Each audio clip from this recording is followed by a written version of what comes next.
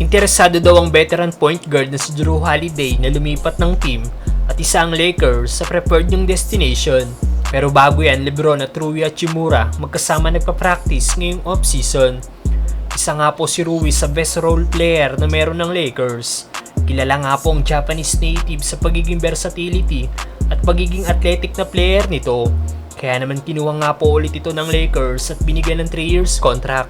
Patunay lang ito na naniniwala ang team sa potensyal na meron si Rui. At kamakailan binunyag nga po ng Lakers GM na si Rob Pelinka na consistent na nag-workout si Hachimura kasama si LeBron ngayong off-season. At ito rin daw ang rason sa pag-improve ng laro ni Rui ngayong off-season. Ayon pa kay Pelinka, naglalaro daw si Hachimura ngayon ng may mataas na kumpiyansa sa kanyang sarili na magandang sign para sa Lakers. Nag-viral nga din po noong nakaraan na naging shooting ni Rui kasama si LBJ sa Lakers facility.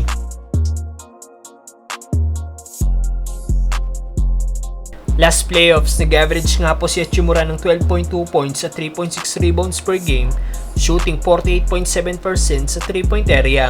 Patunay lang ito na kaya mag-step up ng Japanese native sa mga biggest moment.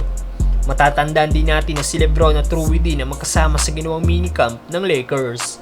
Si Rui na kaya magiging starting power forward ng Lakers, mga brother. Samantalang Jrue Holiday interesadong mag-join sa team ng Lakers. Matapos nga pong matrade sa Portland ng veteran point guard na si Holiday, may lumabas na report na interesado daw ang nasabing guard na lumipat ng ibang team at isa dito ang team ng Lakers. Mga contender na team nga po ang gustong lipatan ni Holiday. Kung titingnan natin ang roster ng Lakers ngayon, masasabi natin na okay na ang lineup ng nasabing team. Pero dapat nga bang sayangin ng Lakers ang pagkakataon na ito para makapagdagdag ng valuable asset sa team? Si Holiday nga po ay isang 2 times All-Star at isang NBA champion.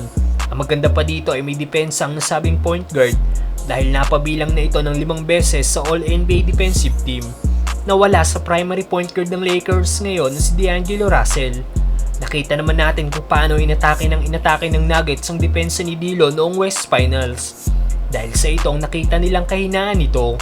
Nag-average nga po last season sa Bucks si Holiday ng 19.3 points, 5.1 rebounds at 7.4 assists per game, shooting 38% sa 3-point area.